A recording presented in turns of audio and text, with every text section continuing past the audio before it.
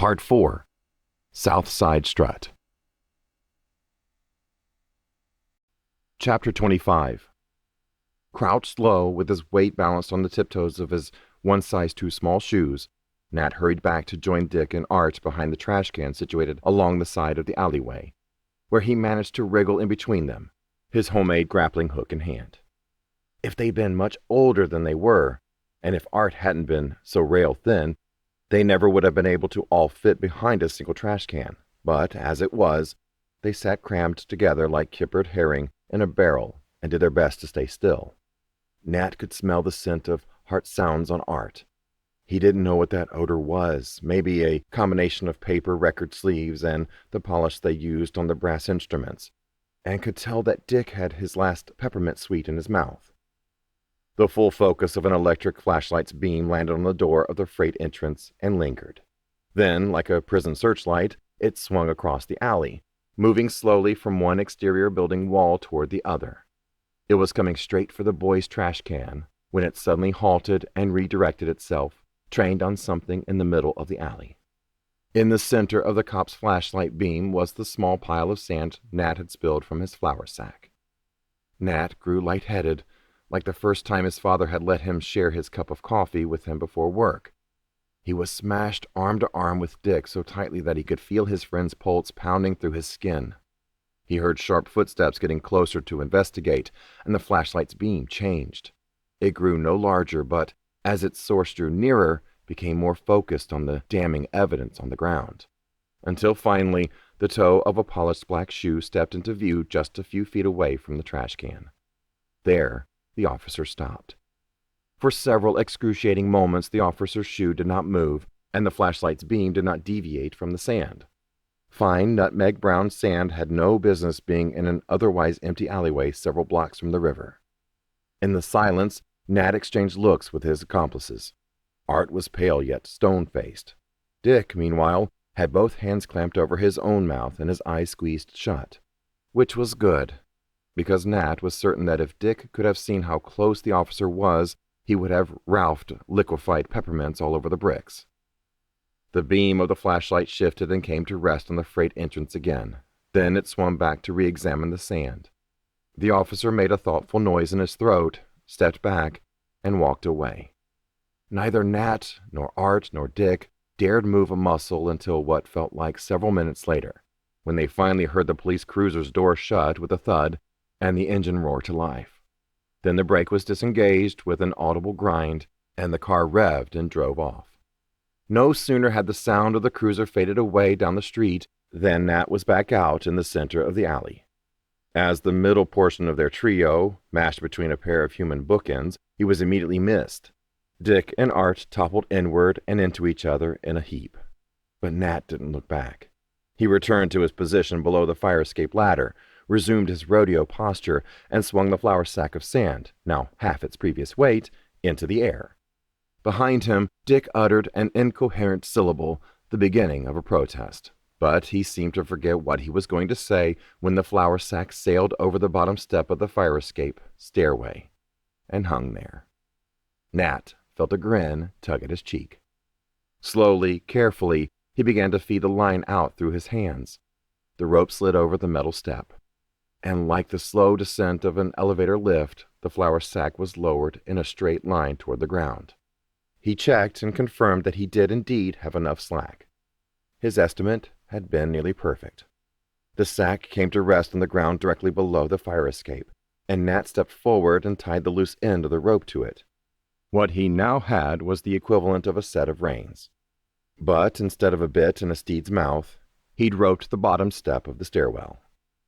He looked back at the others, who were still too shocked by what had almost just happened to fully comprehend what had just happened, what he had accomplished. "Well," said Nat, "get over here." The command snapped Dick and Art out of their shared stupor, and they ran to join him. Together, the three boys grabbed the improvised reins and tested their weight against the rope. Above them, the counterweight of the fire escape responded, and the set of stairs pivoted on its fulcrum, so well greased that it gave only the tiniest tinny squeak as the stairs came gently down. "Jiminy damn Christmas, it actually worked," said Nat, It was something his dad would have said, and saying it himself made him feel quite grown up. When the staircase was low enough, the boys grabbed hold of the bottom and pulled it the rest of the way down. Nat positioned the flour sack between the metal step and the brick surface of the alley. When he stepped up, the sand-filled bag served as a cushion, perhaps preventing a loud clang. He nodded in satisfaction and was about to take a second step up when a hand suddenly grabbed him from behind and held him tightly by the wrist. It was Art who had snared him, preventing him from going any further. He spoke no words, but his face said it all. "Are we really doing this?" Nat said nothing either. He set his jaw and he nodded. Art exhaled, nodded back, and let go of Nat's wrist. And the boys started climbing. Chapter 26, Latonia City, Pennsylvania, November 1982. Nat didn't ask for Rose to pass the corn. He stood up, an indignant look on his face, and grabbed it off the table for himself. Then he sat back down, spooned a pile onto his plate, and placed the bowl to the side, loudly, without looking at anyone. It took a special sort of person, thought Lou, to be able to sit in a nice warm house in front of a home-cooked meal on the night before Thanksgiving, knowing there were people only a few miles away who would have given anything just to have something, anything to eat tomorrow, and still managed to be so fricking miserable.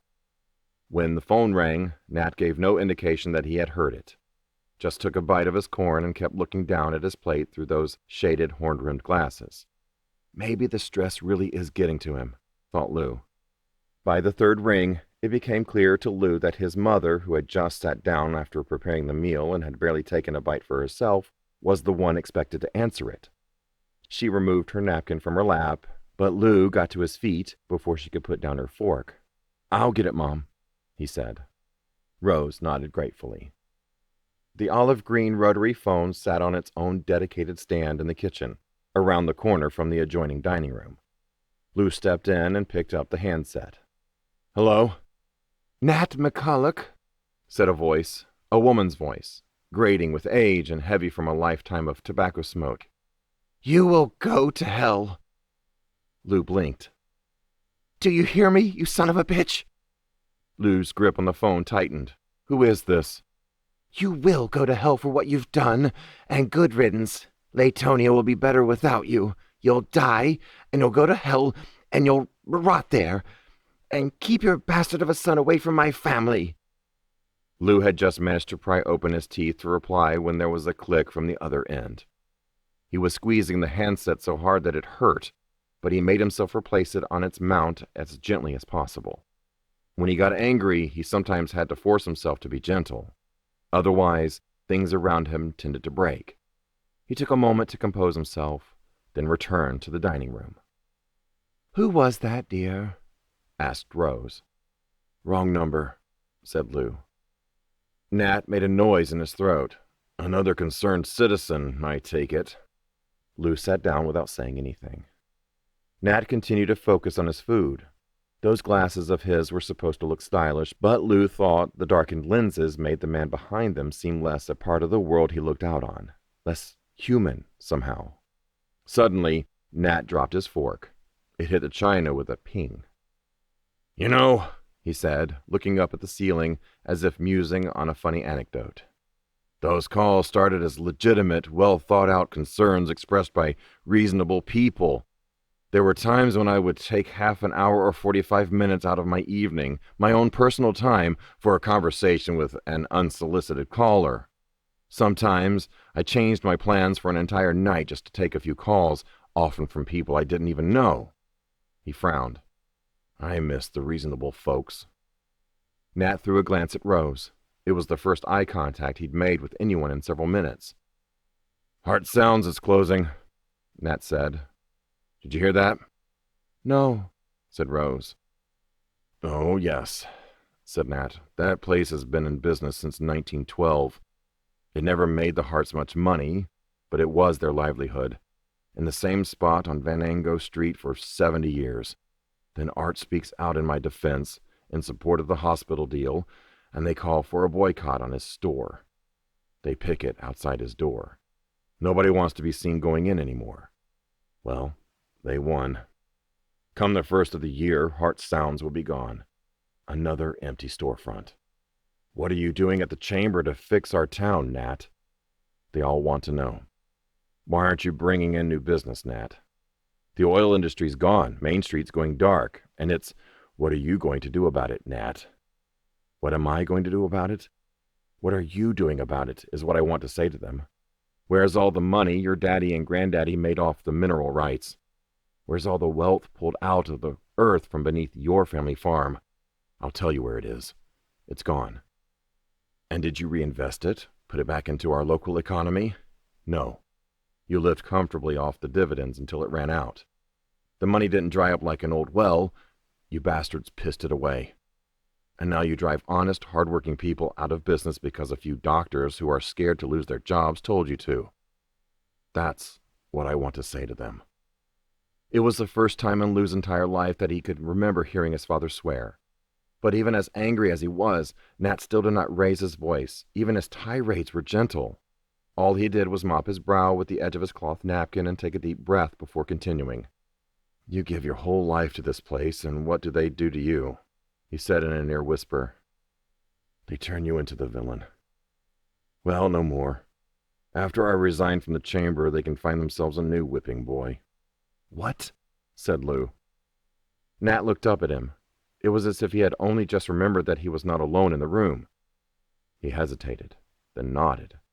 The press release is all written up. It'll go out Friday, day after Thanksgiving, and that'll be the end of it. Judging by the look on Rose's face, this announcement was news to her, too. But then they win, said Lou. Nat shrugged. Win, lose. Either way, if I stay on, nothing gets done. I've lost track of the number of members the chamber has lost because of its association with me.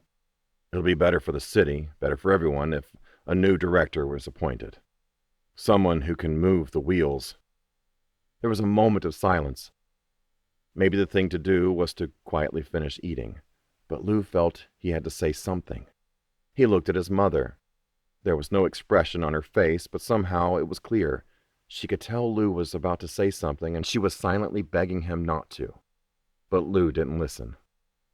Dad, he said, you're better than this place. Nat looked up at his son through his shaded lenses. You're a great man, Dad, said Lou. A lot of people know that. But this town, it's just one little town, you know. There are thousands like it. You're giving your life for it, but what does it give you in return? This place is destroying you. And for what? Nat chewed on his tongue. For what, eh? Lou hesitated. I just mean all this stress you're going through. You're better than all this. It isn't worth it. Said Nat. I see. Not worth trying to save this dying little town. That what you mean? No, Lou began, but Nat cut him off. Oh, believe me, I've heard that one before. This crummy little town, they say.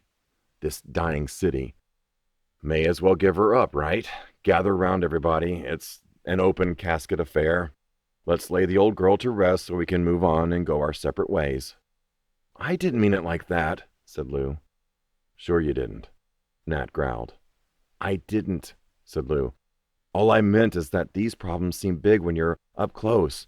But maybe if you got away from this place, you'd see that those problems are pretty small. Nat's cheeks twitched. Small? Yes, small problems. Of course they are. Why didn't I see it before? Just a hill of beans, really. Lou wasn't sure what to say. It wasn't just his father's cynical attitude. He had never seen him so openly combative before. Over the years, no matter what sort of issues Nat had been forced to deal with at work, or what stupid thing Lou had done to get into trouble, Nat always managed to keep his cool when they bumped heads. But now, he wore a sour face as he reached inside his vest, into the inner pocket, and pulled out an envelope. Lou's spirits sank. Even from the other end of the table, he could see the seal of the University of Pittsburgh and could see the envelope had been opened. He'd done his best, but his postal dragnet had failed. It's not just about this town, you know, said Nat. It's about our family. Slowly, deliberately, Nat removed the letter from the envelope and unfolded it. This place, dying though some people claim it is still where we come from, he said. Your grandfather took great pride in that. I was 10 years old when he passed away. I didn't have the option to leave. I had to stay here and care for my family. And when I finally did have the means to leave, I chose not to because I thought this was the best place to give my son a good life. So I stayed. And I worked. And I saved so that my boy could be the first in his family to go to college, get a 4-year business degree, and make something of himself. Nat passed the letter to Rose. We owe our son a toast of congratulations, Rose, said Nat. Our son, the art student. Rose took the sheet of paper and traced the typing with a red-painted nail. When she was done, she looked up at Lou. You changed your major? She said. Lou said nothing. Honey, she said gently. That was not the deal. You know that. You know that. The deal was that Nat and Rose would pay for Lou's schooling until he got his business degree. He was welcome to pursue other interests on his own time and his own dime. Were you planning on telling us about this?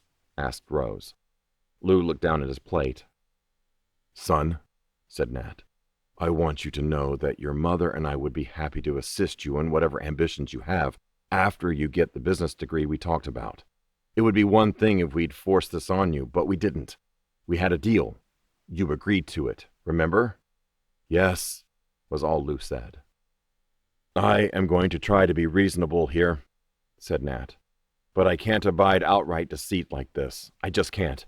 There are going to be consequences for your actions. Understand? Lou could feel his hands balling into fists on his lap. Louis, are you listening to me? Demanded Nat. Yes, said Lou through clenched teeth. Watch your tone, said Nat. Lou's fists were as tight as they would go. He felt his biceps bulging, shaking. His mother's words rang in his ears. I'm not even asking you to be nice. All I ask is that you don't put your father under any more stress than he already is, please. His doctor said... Now, I want you to hear this in plain English so there's no mistake about it in the future, said Nat. He stabbed his finger against the tabletop in steady rhythm as he spoke. I did not work and save my entire life so that my boy could learn to paint. But far more important than that, I did not raise my son to be a liar who takes advantage of... Finally, Lou could take no more. His fist flew out from beneath the table and came down hard on either side of his plate. There was a thump, a crack, and every glass and dish in the room rattled. Nat flinched. Rose jumped. You didn't come to any of my games, said Lou. Nat appeared more surprised than taken aback. Rose, on the other hand, was horrified, but all Lou could see was red. I am playing college baseball, said Lou. I walked onto the team. My freshman year, at Pitt. Do you know how proud most dads would be of their sons for that? Nat looked as if he was going to answer this question, but Lou didn't give him a chance. The ball was rolling, and now he couldn't stop it. Not a single game, said Lou. Not even when I played at Slippery Rock. What is that, a 30-minute drive? You can't leave this town behind for a couple of hours, not even to watch your son play ball? Did you know I stole 3 bases that game? Season batting average of .410. There are people who say I could play in the pros. And I kept my grades up too, even though I hated my classes. Did I change my major for next semester? Hell yes I did, because that's what I want to do. And no, I wasn't going to tell you because you don't care what I want to do. You only want me to do what you want. Get a business degree. Why? So I can move back here and take over right where you left off? Shit, maybe if I'm lucky, everybody will hate me too. Louis! Rose gasped. Lou stood from the table so fast his chair fell over behind him. He went to the front door, but he paused with his hand on the knob and looked back toward the dining room table. Rose's hands were shaking. Nat was staring at him, stunned. You know, said Lou, you act like the hospital situation is what caused all these problems, as if everything was fine and this family was perfectly well thought of before, but even then, everybody said the McCullochs were cursed because of what happened to Grandpa and his dad. Well, I know what the curse really is. It isn't us. It's this place. It takes good people, and it catches them in a web, and it sucks the life out of them. Well, I'm breaking that curse. Maybe you want to die here, Dad, but not me. And just because you gave up on your dreams doesn't mean I have to give up on mine. Lou heard his mother trying to call for him as he opened the front door, threw it shut behind him, and marched out into the night. Chapter 27. Latonia City, Pennsylvania, December 2019. Despite Owen's best efforts to remain quiet each night when he came home, Wilma, the almost beagle, and Bandit, the corgi puppy, always heard him coming and were waiting for him at the front door. Fortunately, Wilma never howled, which would have been enough to have woken the neighbors half a mile away. But Bandit had developed a habit of making tiny sneeze-like woofs anytime he heard a car in the driveway. So Owen always tried to hurry to the door to get him to quiet down before he disturbed Kayla, Emma, and Ruth Lee. Tonight, in his rush, he slipped and nearly fell on the icy stoop, and for some reason felt that the appropriate response was to creatively defame the mother of the front step. It was something his dad would have done, but he tried not to think about that. It was 1:46 a.m. when he opened the front door to Ruth Lee's house. No, his house, he had to keep reminding himself, and found Kayla sitting at the dining room table in a nightshirt. For a moment, Owen assumed that Emma had woken up. Emma was a good sleeper in general, but on at least a once-a-week basis, she would wake up in the middle of the night for no particular reason and be wide awake and ready to play. But Emma was nowhere to be seen. Kayla was alone. She sat, leaned forward, with her arms folded on the tabletop. She smiled flatly at him. "Good dogs," Owen told Wilma and Bandit distractedly. Wilma's comma-shaped tail thudded repeatedly against the doorframe, and Bandit, who had no tail except for a furry nub about the size of a chicken nugget, settled for jumping back and forth enthusiastically as if Owen were a wayward sheep that needed to be directed back to the pen. 10 years had not been enough to learn everything about the woman in front of Owen. Not nearly. But he knew enough by now to pick up on that sticky, heavy feeling that hung in the air before a talk. Owen was not too proud to stall for time. He removed his coat, one arm at a time, and it took him several tries to get it on the coat rack just the way he wanted it. He checked his pockets, wondering if he had left his phone or his wallet in the car. No dice. When he could think of nothing else to do and finally crossed the room to the table, he was holding his breath. "Couldn't sleep?"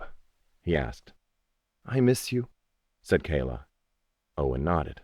"I miss you too." The dragging sound of the chair's legs against the floor sounded very loud as he pulled it back from the table and sat down.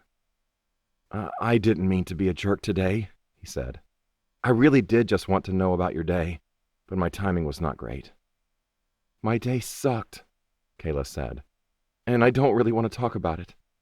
And I need you to just be okay with that sometimes." Owen thought for a moment. This was the sort of time when it was wise not to be hasty with one's words. I can be okay with that," he said. "When you do want to talk about your day, I will listen. Any time." Kayla let out a long breath. "It feels like we never have any time." "Then I will make the time," said Owen. "I'll be late to work. Big deal. I'll skip work if I have to.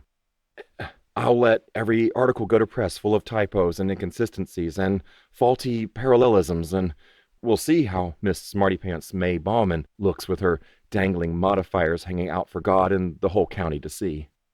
Kayla snorted a laugh. It was like pressure being vented from an overworked system. Her face did not seem quite so tight, and her shoulders no longer looked as if she were lugging a heavy suitcase in each hand. "My day wasn't really that bad, honestly," she said. "No worse than usual, anyway. Just the same old story. You don't want to hear about it, believe me." "Your job is really, really hard," said Owen. "Even on a normal day, I don't know how you do it." "I didn't mean this to be a pity party, you know. I'm not looking for sympathy. I know." For one brief, misguided moment, Owen considered bringing up his potential promotion at the Herald. Dave had said the pay was better, and terms did not get more relative than that, but it was salaried, and his benefits were already good. Again, he entertained the idea that he might make enough for Kayla to quit her job and find a line of work that was less stressful on her. But something told him that now was not the time to bring it up. A few seconds passed. The only sound was the ticking of a very old clock on Ruth Lee's kitchen wall. Finally, Owen said, If there's anything I can do to help, there's not, Owen, Kayla said patiently. None of this has anything to do with you. It didn't take a genius to catch the implied unspoken follow-up to that thought. And don't try to make it about you, either. He nodded. I'm pretty tired. I think I'm going to go to bed. He was on his way to do just that when the dam burst. There's a bad flu making its way through the dementia unit, said Kayla. So we've had to isolate some of the residents to their rooms, and the nurses all have to wear masks and protective gear, but, she sighed, you just can't understand the scope of dementia until you see it for yourself. Everyone thinks it's just your memory that goes, but it's not. And it's a steady decay of the mind. The entire mind. A decline back to the brain of a child.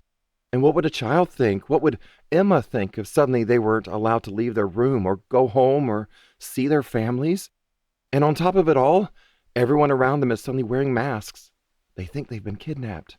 They literally think they are prisoners. These people are scared all day. Some of them, their bodies are still strong enough that they could overpower a nurse if they really wanted to, but their mental faculties are barely above a 1-year-old. Meanwhile, building enrollment is down, so the facility is losing money. And you'd think that would give the staff more time to take care of our patients, but instead, the administrators see it as a way to justify cutting our hours. And because our hours are being cut, there's extra pressure on us not to waste any time, meaning we can't give the residents the attention they need. Yesterday, one of my favorite ladies got so agitated and worked up that they wanted to sedate her. And I said, I know this woman. She doesn't need sedated. All she needs is someone to sit and hold her hand and smile and tell her everything is all right. My supervisor said, well, we don't have time for that. So I said, I'll make time then. So I skipped lunch and I sat with her instead. And I held her hand and I took my mask off because she needed to see a smile. Yes, I took my mask off. Sue me, why don't you? And after a few minutes, she calmed down and fell asleep. And this morning, I got to work, and guess what? She died last night. Alone in her room, in the dark, with no one there, she died. And you'd think it would make me feel good that I chose to take that time to sit and hold her hand. Nope. I can't even feel happy about that because her daughter has wanted to do that for the past 2 weeks. To just sit with her mother and hold her hand and smile at her, but she wasn't allowed to because they had the floor locked down. Part of me wants to tell her that I got to sit with her mom and hold her hand for that short time. But I'm not sure I should because it's so unfair that I was allowed to and she was not. I might almost resent that person if it was me. There is not a single resident who hasn't declined sharply in isolation. It's only been a couple of weeks, but they're miserable because they can't leave their rooms and can't see their families. The old ladies can't get their hair cut either, and as unimportant as that sounds, for some of them, that is one of the only things in their lives they can still control. They're depressed, they're losing weight, they're getting sick. And I'm not saying that what the facility is doing is wrong. It has to be done because the flu could kill a lot of these people. So what else can we do? We have to do it this way. But it just sucks, said Owen. Kayla took a deep breath, then let it out, long and slow. Yes, she said. And when you see it every day, it wears you down more and more, little by little. And I'm trying to be strong, but it's so hard. It is so hard. And I don't know what to do anymore. I mean, I know what to do. Do my job, take care of these people the best I can and follow the rules as best I can. I do what I do because I want to help take care of these people. And that includes when it's hard. The kitchen went silent again, and Owen found himself feeling 2 things very strongly. The first was an overwhelming surge of love for this woman, and the second was an almost equally overwhelming sense of relief that he had kept his mouth shut about his potential promotion and his idea that she might be able to quit her job. What did you think was going to happen? He wondered. That you'd ride in like some knight in shining armor and save her from all her problems? Owen had just stood up to leave when Kayla started speaking, and it hadn't occurred to him to do anything but remain standing as the words flowed out of his wife. Now he sat back down and looked at her, and it was like he was seeing her clearly for the first time in months. No promotion, he he suddenly realized was going to save his wife. Nothing he could do was going to save her, because she didn't need saving. What she needed was backup. This woman wasn't some damsel in distress. She was his comrade in arms, and maybe it was time he started treating her that way. "I was worried there was some sort of trouble between us," said Owen. "I thought you were unhappy with me or depressed, but you're not. You're stressed up to your eyeballs." Kayla made a noise in the back of her throat. You think?" Owen laughed a little. "Okay, I see that now, and I'm sorry I didn't before. I didn't mean to." Stop. Kayla shook her head. "I haven't exactly made it easy for you to understand that." She reached across the table and grabbed his hand, squeezing it tightly. "Thank you for asking me about my day." "You're welcome." "I can see why you might have thought I was depressed," said Kayla. "I've been pretty freaking depressing to be around." "No," objected Owen. "I'm the one who's depressing to be around. You and Emma definitely have not gotten the best of me with this crazy schedule. Sometimes I feel like I don't know how to be a husband." "I didn't marry a husband," Kayla said. "I married my best friend." She let go of his hand and punched him in the forearm. "Just be that. You're good at it." "That I can do," said Owen. Damsel in distress, he thought. Yeah, right. Who had taught him to see women that way? Society? His upbringing? It didn't matter. Enough was enough. "Oh man, I almost forgot," said Kayla. "Mom told me about the bike. That rusty old thing is actually yours?" Owen rolled his eyes. "Oh yeah, that. How's it feel to be so old your childhood bike has turned into tetanus on 2 wheels? Hey, it's not that bad. Fresh coat of paint, a little WD-40, slap some training wheels on there for Emma. Emma is not riding that thing. How did it get on our porch anyway? I'm assuming Dad must have brought it over."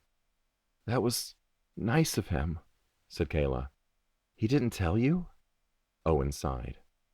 "Kayla, honest to God, I don't think I will ever understand that man as long as I live. I've tried. All I can do is make sure Emma doesn't end up feeling the same way about her dad." Kayla thought for a second, then said, "Maybe you should call him. You're probably right." She smiled. "You're tired, aren't you?" He smiled. Not that tired." Chapter 28. The next day, when Kayla got home from work, Owen made the time.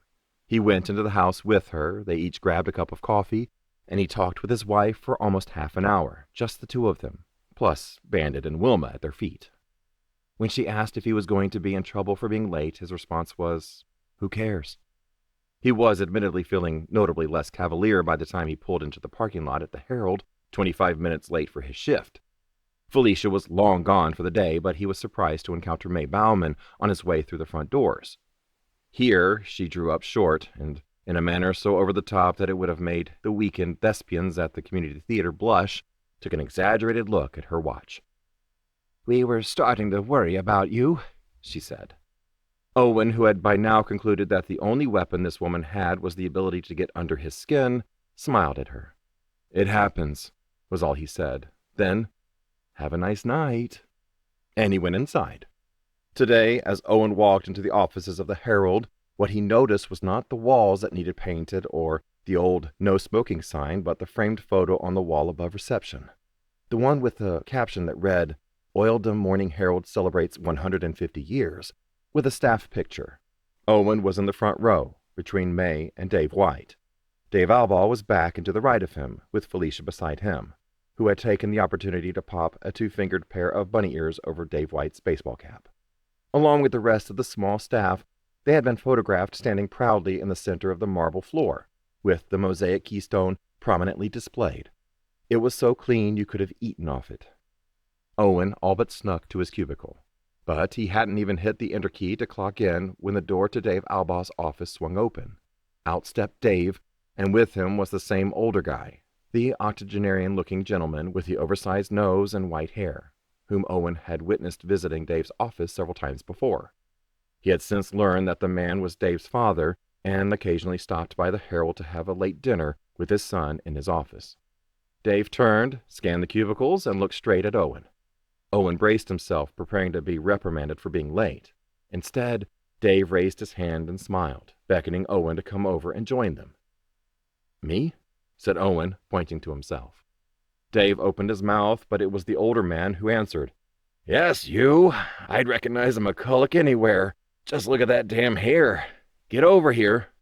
When Owen was close enough, Dave gave a wary look both ways, leaned in, and said in a whisper, "I was just telling Dad about how my young copy editor has been ruffling May Bauman's feathers, and he got a big kick out of it." "Couldn't happen to a nicer lady," the older man said, making zero effort to remain quiet. Dave smiled as he shushed his father.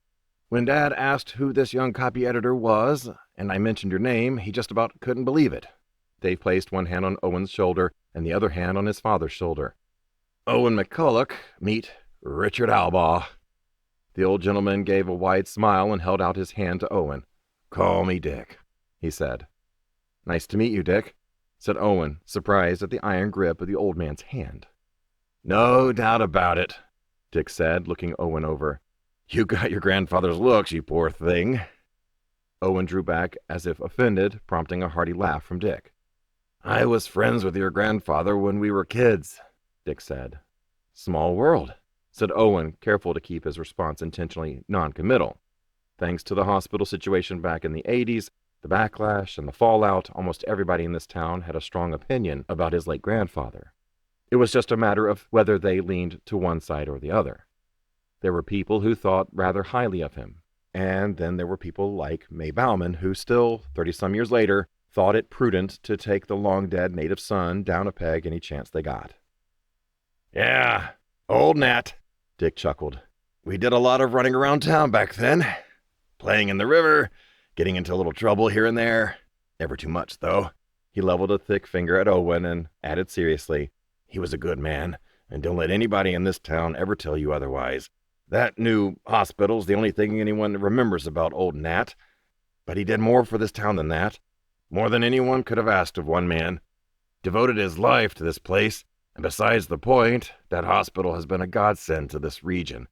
I don't think there's anywhere in this country where you would find such a large, state-of-the-art medical facility in a mostly rural area like this, and it's all thanks to your grandfather.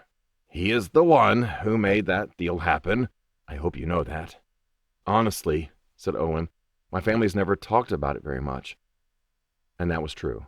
The hospital situation was a topic that Lou McCulloch didn't like to discuss. The whole thing had a skeleton in the family closet sort of vibe. It had never occurred to him that it could be a matter of pride. Owen had always gotten the impression that Lou believed all that work and devotion had done nothing but drive Nathaniel McCulloch to an early grave. And there was a feeling of bitter contempt for the people who had demonized him. "I wish Nat was around now to see how it's impacted our two communities," continued Dick. "Those old hospitals were outdated, falling apart, and so damn broke they couldn't even make payroll toward the end. As far as I'm concerned, it ought to be Nat McCulloch's name on that new hospital.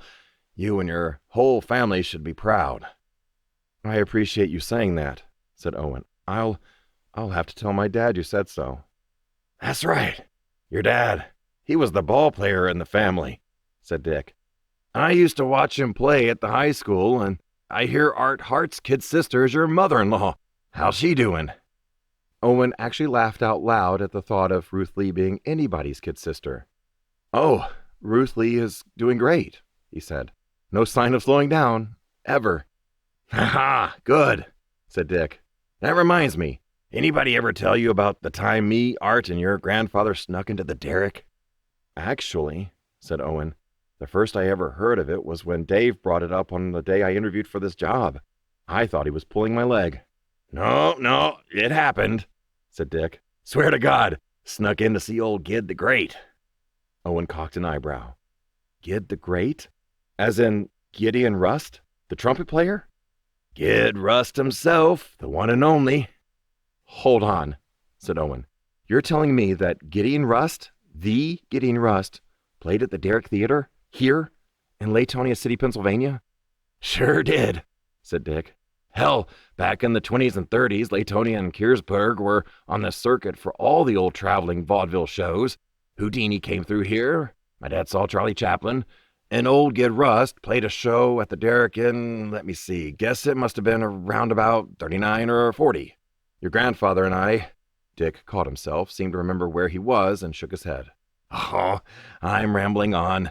Next time I'm here, I'll have to tell you the whole story. But your grandfather, he was a good man. I mean it. A good man.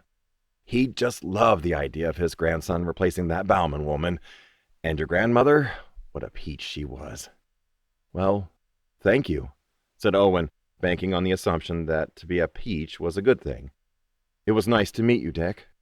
"Good to meet you too, young man," said Dick, pumping Owen's hand hard a few times and giving him a wink. Then he said goodbye to Dave and headed toward the exit of the Herald, wobbling a bit to carry his size. "So what do you think?" Dave asked after Dick was gone. Owen, whose thoughts were on the world-famous trumpet player and singer Gid Rust, was currently wondering if the city library might have kept any records of the musicians who had performed at the Derrick Theater. Had no idea what Dave was referring to. "About doing a bit of writing for the paper," said Dave. "Still interested?" "I am," said Owen. "Good," said Dave. "May turned in her official notice tonight. 2 weeks can't go by fast enough, far as I'm concerned." Funny how time could play tricks on you, because that night, Owen's work shift seemed to positively race by. And even though he had to stay late again, and by the end of the night, his neck and back hurt in all the usual places again, he somehow didn't feel quite so weary, nor quite so relieved when it was finally time to make the walk back through the cubicles toward the lobby. In fact, he took his time tonight, pausing to note some of the decorations in the other workstations. There were pictures of his co-workers' children, or nieces and nephews. Like him, many of them had cutouts from the Herald pinned on their corkboards, some because they were interested in the subject matter, and others because they'd had a hand in creating them and were, presumably, quite proud of that. Owen said his goodbyes to the employees who ran the printers, then headed out for the night. But not before pausing to take a look at the peeling paint on the wall in the back corner of the lobby. And instead of thinking, somebody should do something about that, what he thought was, I should do something about that. Chapter 29. Latonia City, Pennsylvania, July 1939.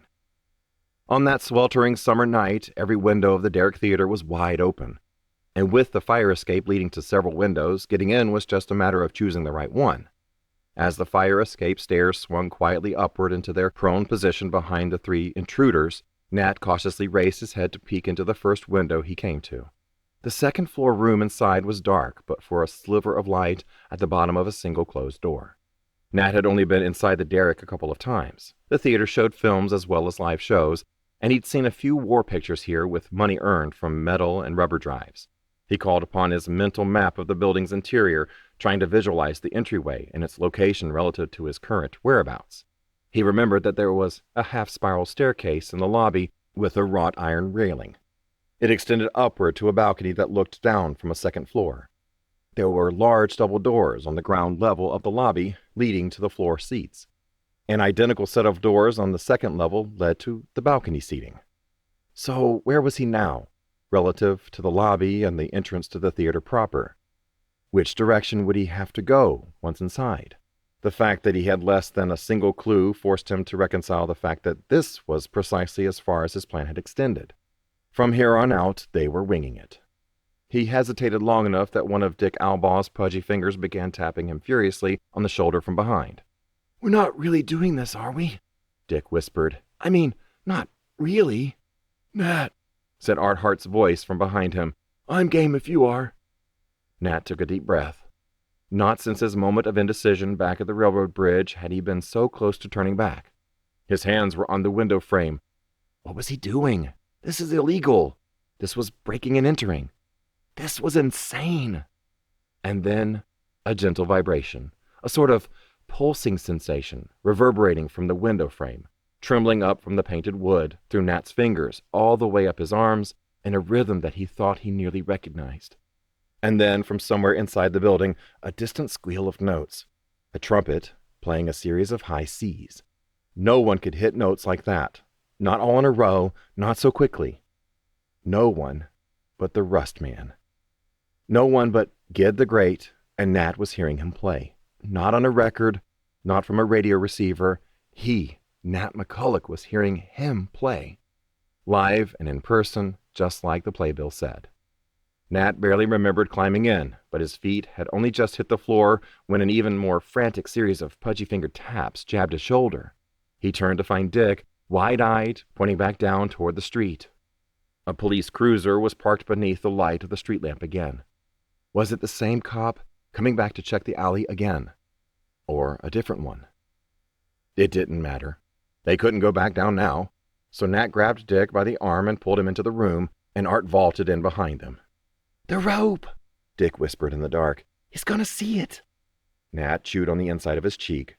The rope and the flour sack were still hanging from the bottom rung of the fire escape. It would have been smart to haul it up behind them, but none of them had thought of that. "Listen," said Nat. When Nat said nothing else, Dick demanded, "What?" "Shh," said Nat. "Listen." The three boys went silent. There was only the sound of their breathing and the sounds of the band somewhere down in the theater. Art broke out in a smile. There was a distant look in his eye as he recognized the tune. "Golden Aces," Art said. "It's Limehouse Blues." "We're going to get caught, don't you understand that?" demanded Dick.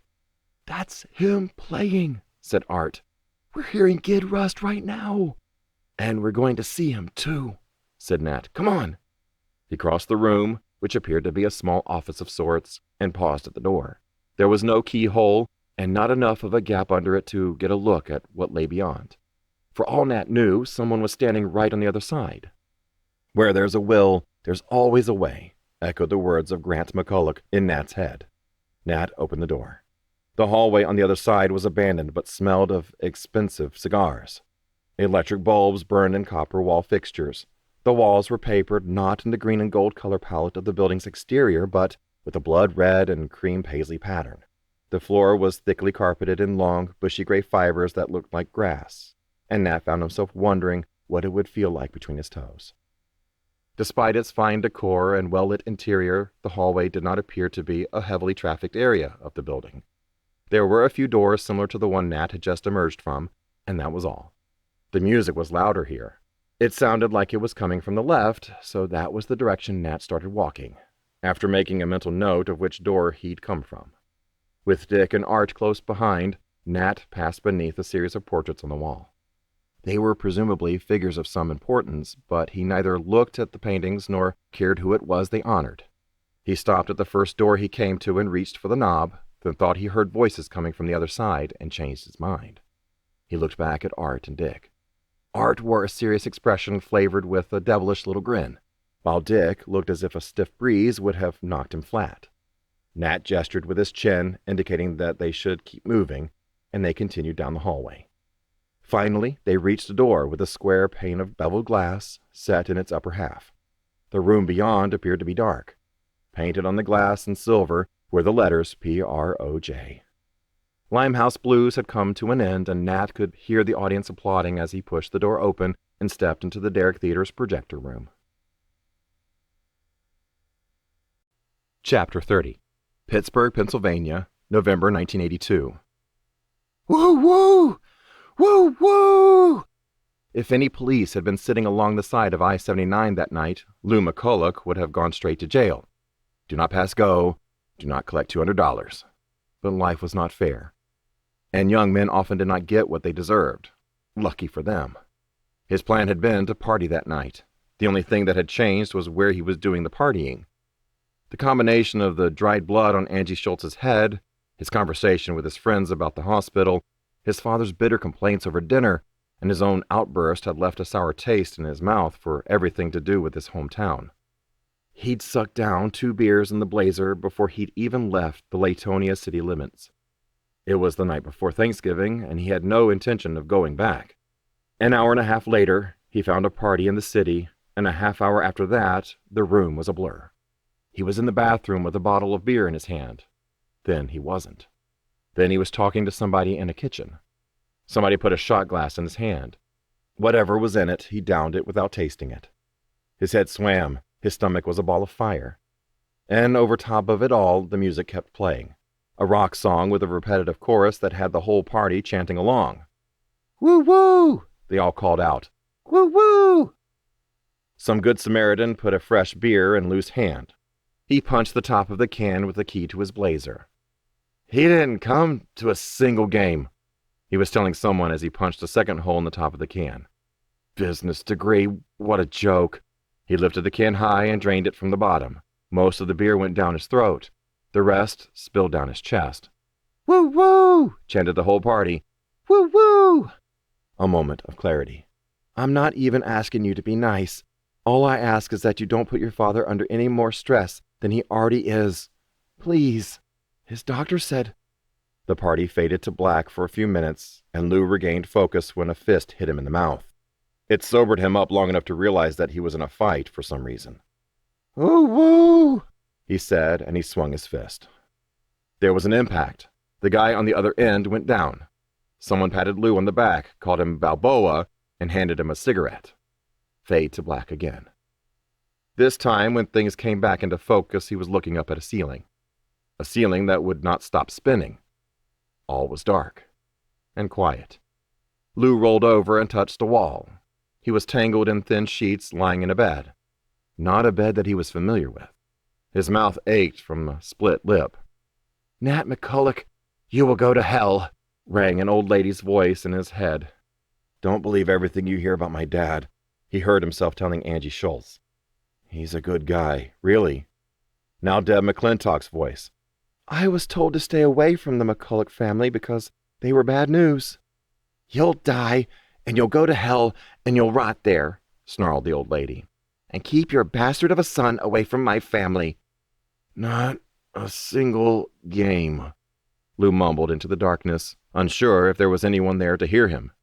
He rolled over. "Woo woo!" Fade to black. Chapter 31. Latonia City, Pennsylvania, December 2019. Owen's greeting at his parents' home was a reminder that when fathers and sons fight, it's the mothers who suffer. The door opened to the generation home on Sylvan Row in Latonia City, the house Owen's grandfather had grown up in, fixed up and remodeled, and left to his son. Deb McCulloch, who had hardly seen her son for the totality of the disagreement between Owen and Lou, stepped out of the house, threw her arms around his shoulders, and squeezed him hard. "Oh, I have missed you, kiddo," she said into his ear. "Me too, Mom," said Owen. "Please tell me you have come to see your dad," she said. "Yeah," said Owen. "I have."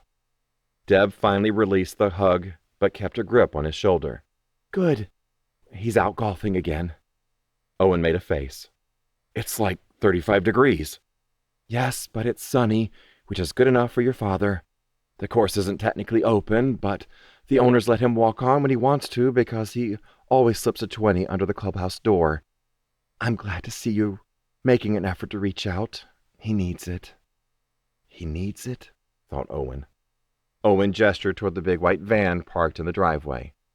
"Who's here?" "Oh, those are the contractors fixing the water damage in the basement," said Deb. She sighed. "I finally convinced your dad that he ought to call in some experts to get it taken care of. And good thing, too. It was worse than we thought." She pulled her cell phone from her pocket.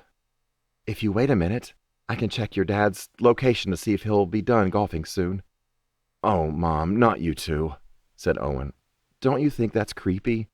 "Oh, I like it," said Deb. "Easy to tell if he's sneaking around on me." Owen shook his head. Sometimes he couldn't believe these were the same people who had told him he didn't need a cell phone the first time he'd asked for one in high school. "But what if the car breaks down or something and I don't have a phone?" he had asked, to which his mother had replied, "Then you do what people have always done. You flag someone down and hitch a ride." This same woman was presently zooming in on a digital map in her hand to pinpoint her husband's location, not just the golf course where he was playing, but the exact hole he was on. "Looks like he's on the 6th green right now." Owen made a face, wondering if Kayla had ever tracked him. "I've been worried about you," said Deb as she put her phone away. "Ruth Lee told me. Well, she sent me a message and said that you and Kayla have been having some trouble staying connected with your schedules." "Wow," said Owen. "No secrets when Ruth Lee is involved, are there?" "Not really," said Deb. "We're figuring it out," said Owen.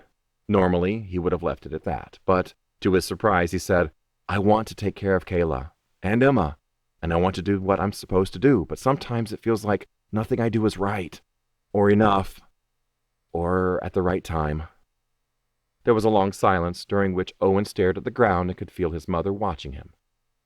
"Lewis Owen McCulloch," she said. The stern, clear enunciation of his full name, his given name, not the name everyone called him by, had its intended effect. Owen looked up, giving his mother his full attention. She was smiling, but her eyes were intense. "What you need to do," said Deb, "is not think so much." Owen squinted. "Huh?" "Those girls don't need anything," said Deb, "except you. Just the man you are. But for them to get it, you have to give it." "Hey, Mrs. McCulloch," a voice called from inside the house. A young man wearing a mask, the kind used to block particulates, emerged from the house carrying a small object in his hand. "We was replacing the problem area of the wall," said the contractor in a thick western Pennsylvania accent, "and when we pulled out that busted brick in the middle of the crack, you know, the one with the X painted on it, we found something inside." "Inside the brick?" said Deb. "Yeah," said the contractor, and he held it up. It was a brown glass bottle. On the side were the words Pepsi Cola. The contractor gave the bottle a shake. "Pretty sure there's something inside. Figured the homeowner ought to do the honors." Deb accepted the bottle. She gave it a look, but instead of opening it, she handed it to Owen. "Me?" said Owen. "You're the archaeologist," she said. Owen shrugged and took a look. The mouth of the bottle appeared to have been plugged up with something. Plaster, maybe. So he pulled out the focus keys and dug through the obstruction. Proper archaeological technique this was not, but oh well. He broke through the plaster easily and emptied the pieces into his hand. Then he shook the bottle upside down until a rolled-up sheet of paper fell out. He did his best to open the paper carefully, but it still cracked along the edges as it uncurled, emitting little puffs of dust. When the sheet was fully unrolled, Owen held an antique theater playbill featuring a black and white printed image of a man's face. Anyone with a passing knowledge of 20th century music or popular culture would have recognized the face of vocalist and trumpet player Gideon Rust. Beneath the picture, the printed text read, "Gideon Rust, in person, the great trumpeter and his world-famous jazz band, one night only at the luxurious Derrick Theater, Latonia City, Pennsylvania, Saturday, July 23, 1939. But it was what had been written at the bottom of the playbill that had Owen's full attention. In pencil, in the large looping, careful cursive of a young writer, were the words, "Nat was here on the day Gideon Rust came to play at the Derrick. Nat is going to sneak into the Derrick Theater to see him tonight. Nat will someday play trumpet with Rust and will be the most famous trumpet player in the world. Nat McCulloch, July 23, 1939. Chapter 32. Latonia City, Pennsylvania, July 1939. Not for the first time since this escapade had begun, Nat neither knew nor cared if Dick or Art were following behind him. He practically floated into the projector room, thunderstruck by the volume of the crowd in the theater auditorium somewhere below. What had before been no louder than a distant murmur now sounded like it was right in the room with them, because in a way, it was. The projector room was jam-packed with stacked film reels and tools and objects of which Nat had no knowledge. The far side of the room ended in what appeared to be a small set of stairs that extended upward, high enough that it almost would have reached the next story of the building. There sat a great big movie projector, looking like a cannon pointed out through an open square, cut into the far wall. Only now did Nat hazard a glance back. Dick and Art wore dazed, disbelieving smiles, almost certainly mirror images of the expression currently painted on his face. Art closed the door quietly behind them, and together they climbed the stairs to the smaller upper portion of the room, with its cut-out square section in the wall. There was enough clearance between the wall and the projector's cannon-like snout that all three of them were able to stick their heads up at once to peer out. Stretched out before and below them was the theater's massive interior hall. On the ceiling high above was an oddly shaped light fixture that Nat had remembered being fascinated by during his few visits to this place. Rather than the sort of elegant chandeliers he saw in book illustrations and associated with great wealth, this fixture was like an upside-down crystal pyramid with modern-looking, clean geometric lines. The same drama faces that lived outside on the heights of the derrick building, masks depicting comedy and tragedy, were present as golden effigies hanging above the stage. On either side of the stage, massive, heavy-looking curtains hung suspended by elegant, tasseled gold ropes as thick as tree branches. It was Latonia City's own little slice of Bohemia, and not a seat was empty. The audience was still applauding far below, and not so far below as well. The upper rows of seating, Nat was slightly alarmed to see, were startlingly close. Were one of the boys to have whispered, "Who was the first vice president?" one of the nearby theater-goers could have answered, "John Adams," as quick as you like. And if any of those theater-goers had happened to turn and look their way for whatever reason, the young intruders would have been spotted. But why would anyone look away from what was happening down there? There were 6 of them on stage, as Nat knew there always were. The black woman on the baby grand piano wore a black dress, while the men were all dressed in all-white suits with black ties. A round-waisted, light-skinned black man stood supporting an upright bass. Behind him, an Italian-looking guy with a pencil-thin mustache sat at a 5-piece drum kit. There was a freckle-faced, almost certainly Irish fellow on clarinet, a black man with pomaded hair on trombone, and a bald-headed, reed-thin black man with a small guitar. And, standing at the center of them all, was a dark-skinned black man, overweight but not fat, tall but not towering. His hair was thin, but he was not entirely bald. He held a trumpet in one hand and a white handkerchief in the other. His name was Gideon Rust. As the applause rolled on for a moment longer, Gid looked out at the seats with a layer of sweat shining on his face. He raised his handkerchief toward the crowd and fluttered it back and forth as if waving a white flag in surrender, then laughed and beamed at them. By all appearances, he was having the most fun of anyone in the room. When Gid finally convinced the audience to cease their applause, Gid's Hot Six began to play. The pianist's hands began to move, and her feet bounced up and down the pedals.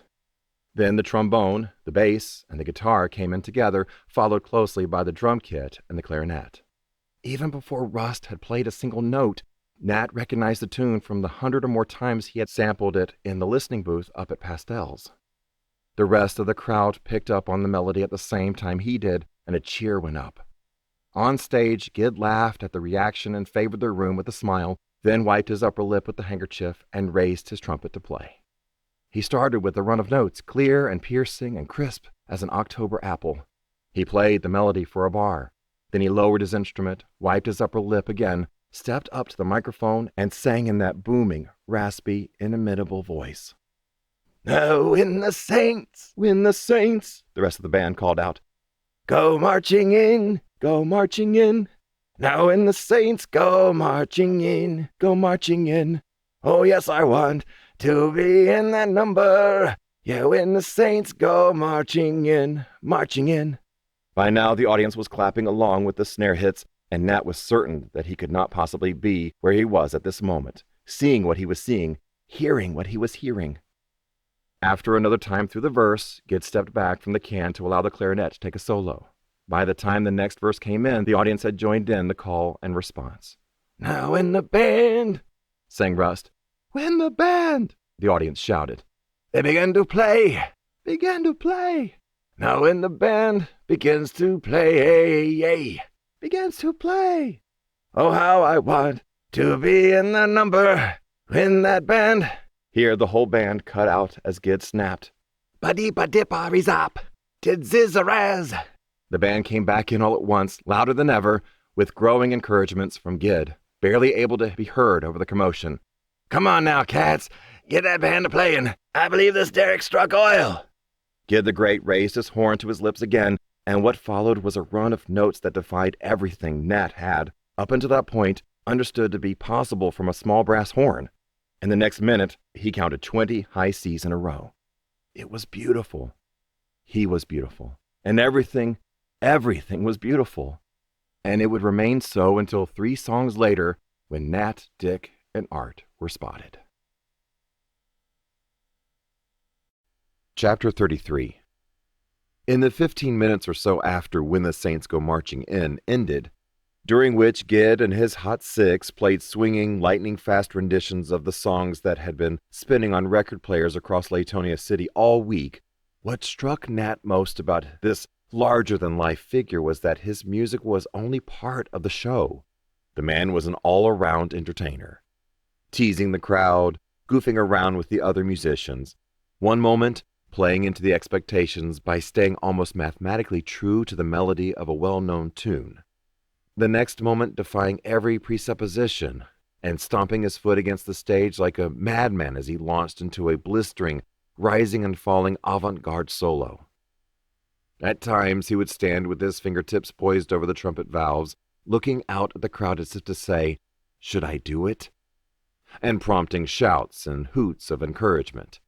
When the other members of the Hot Six soloed, Gid danced and clapped, sometimes pulling astounded faces as if he couldn't believe what he was hearing, and at one point chasing the clarinetist in a circle while he was trying to solo, as if demanding that he stop showing him up. And when he soloed, there was no playing around about it. His spine went tight as a board, and he seemed to grow several inches taller than his normal height. His shoulders shifted back and went rigid and square, and everything in him seemed to freeze in place except his flying fingers and his rapidly inflating and deflating air sacs that seemed to extend from his cheeks all the way down to the collar of his shirt. Nat, Dick, and Art didn't dare make a sound, so close were they to the spectators in the upper rows. In fact, none of them had uttered a single word since entering the projectionist's room, and had only been snapped from their spellbound reverie between songs long enough to exchange silent, disbelieving looks with one another. Presently, the audience applauded the conclusion of Beale Street Blues, and Gid laughed wildly at himself and at them. Then he stepped up to the microphone, and the crowd quieted. "Now, the next number is one of the good old good ones," he said in his gravelly New Orleans accented voice. "It's one of my favorite tunes, and tonight we're really gonna swing it.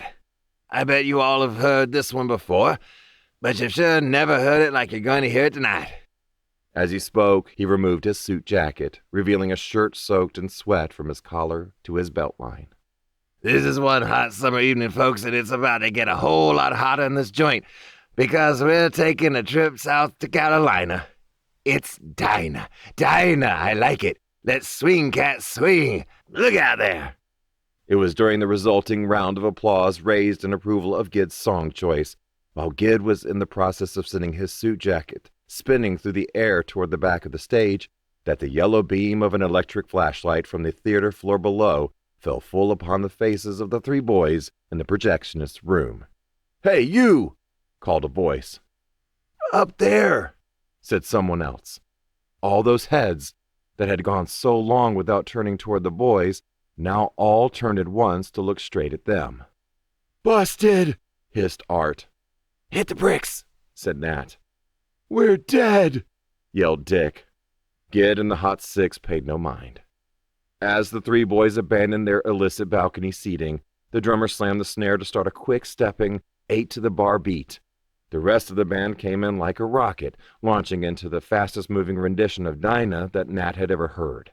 The piano pounded, the clarinet bawled, the trumpet soared, and the boys bolted. Gone was the caution which Nat, Dick, and Art had previously observed. Nat took a running leap for the door. Dick, in a less successful imitation of this move, collided with a pile of film reels that toppled with a series of cymbal-like crashes. Nat was the first to the door. He threw it open and took off down the hall. At the far end, two young men in red vests and matching trousers were engaging in a frantic conversation.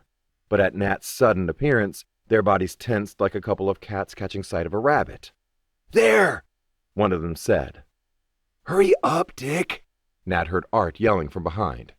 In the wake of Art's desperate appeal came a second round of crashes from the projection room, followed by Art and Dick tumbling out of the door just as Gid's voice called out over the mic.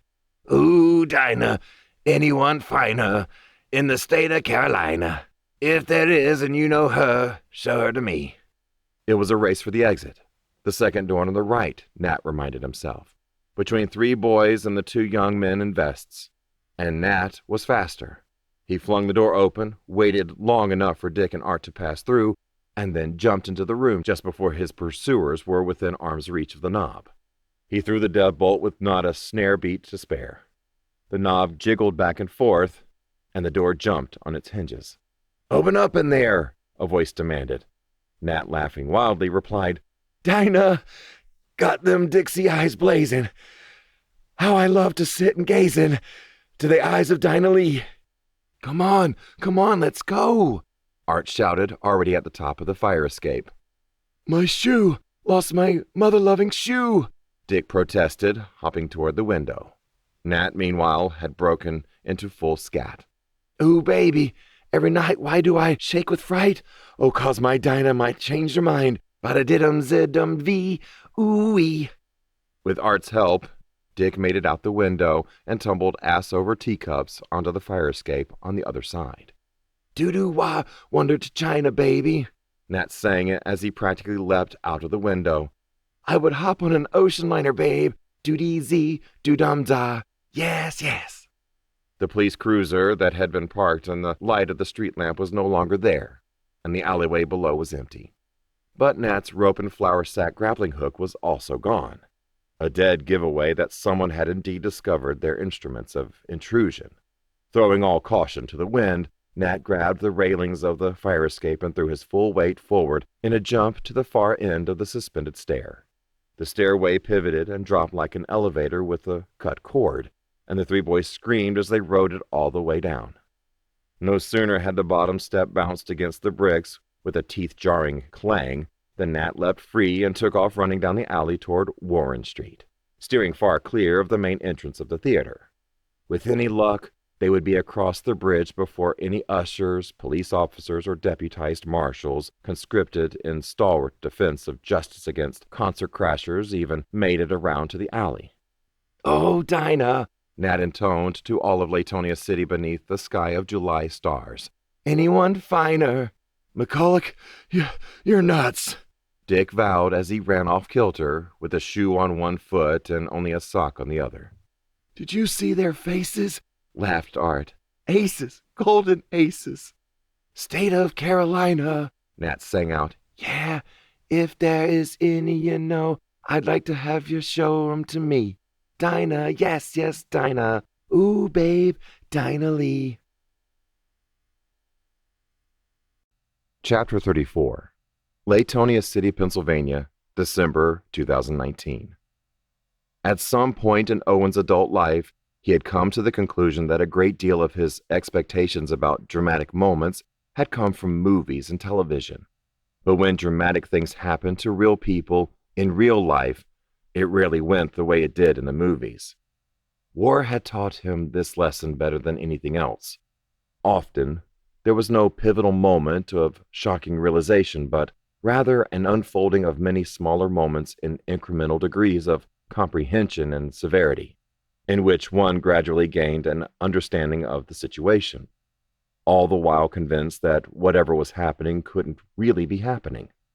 That was why so many people, Owen concluded, described the bad things that happened to them as being like a bad dream they couldn't wake up from.